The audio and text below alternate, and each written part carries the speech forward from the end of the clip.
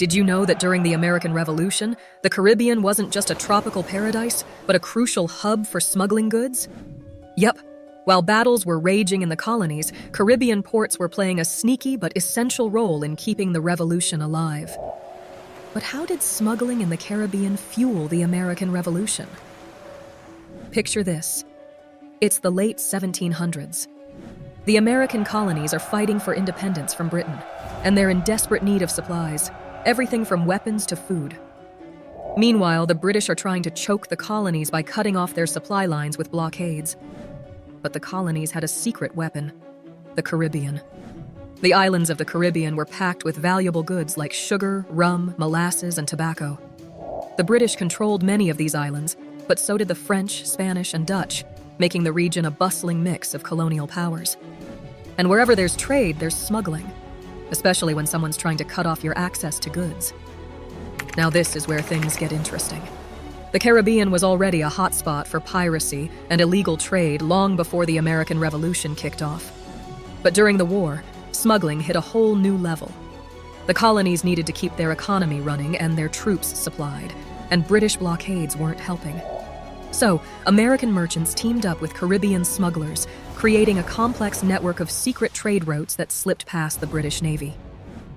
One famous example of Caribbean smuggling involved the French island of Saint-Domingue, modern-day Haiti. Saint-Domingue was the wealthiest colony in the Caribbean, producing massive amounts of sugar, coffee, and rum. French and American merchants began trading these goods under the radar, using small, fast ships to outmaneuver British patrols.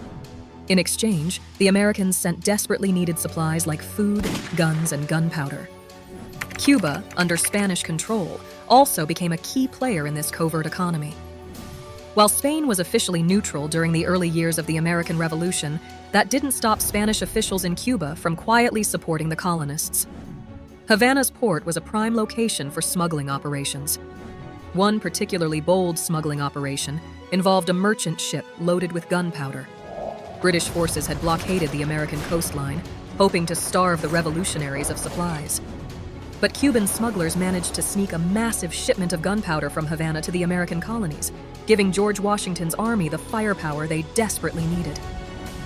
Without smuggling operations like these, the revolution might have ground to a halt.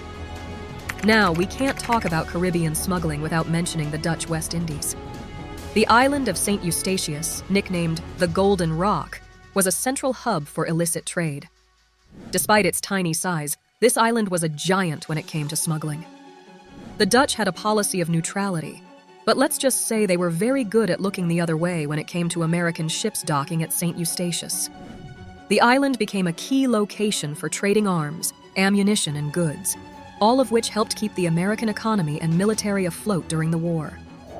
One particularly famous moment in smuggling history happened in 1776, when a ship called the Andrew Doria sailed into Saint Eustatius.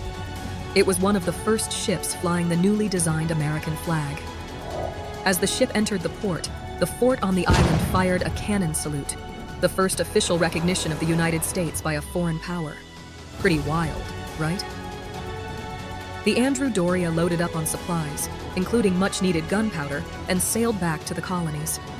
It's no exaggeration to say that Saint Eustatius was one of the lifelines that helped the American Revolution survive. Of course, where there's smuggling, there are always those looking to profit from the chaos. Enter the pirates and privateers of the Caribbean. Now, pirates had been raiding ships in the Caribbean for centuries, but during the American Revolution, privateers, essentially legal pirates, became a huge part of the smuggling economy. Privateers were ships licensed by a government, in this case the American colonies, to raid enemy vessels. These privateers were often Caribbean-based, and they targeted British ships carrying valuable goods. The stolen cargo would then be sold back to the colonies or traded in Caribbean ports, fueling the American war effort. One notorious privateer was Jean Lafitte, who operated out of the Caribbean and the Gulf of Mexico. Lafitte and his men raided British ships, capturing valuable goods and bringing them back to port to sell or trade. While Lafitte wasn't directly involved in the early stages of the American Revolution, his brand of piracy became emblematic of the wild, lawless trade that kept the colonies supplied. So how did all this smuggling really affect the American Revolution? Well, it's safe to say that without the Caribbean's covert trading operations, the colonies would have struggled to stay afloat. The British had superior naval power, and their blockade was no joke. But thanks to the quick thinking and daring tactics of Caribbean smugglers, the American forces got the supplies they needed to keep fighting. Take, for example, the Battle of Saratoga in 1777. It's one of the most famous battles of the American Revolution, and a key factor in the Americans' victory was, you guessed it, gunpowder supplied through Caribbean smuggling. In fact, historians estimate that up to 90% of the gunpowder used by the American forces during the first 2 years of the war came from smuggling routes in the Caribbean. That's not a small number. And it wasn't just gunpowder. The Caribbean smuggling network supplied everything from muskets to blankets, food, and even luxury goods that kept morale high among the troops. Without these supplies, it's hard to imagine how the American colonies could have survived, let alone won, their war for independence. Now, let's not sugarcoat it. Smuggling was risky business. Ships were constantly under threat from British warships, and many smugglers were caught, arrested, or even killed. But the rewards were huge. Smuggling made many Caribbean merchants, privateers, and traders incredibly wealthy, and their efforts played a direct role in shaping the course of the war. Saint Eustatius, for example, became so notorious for its smuggling operations that the British eventually decided to shut it down.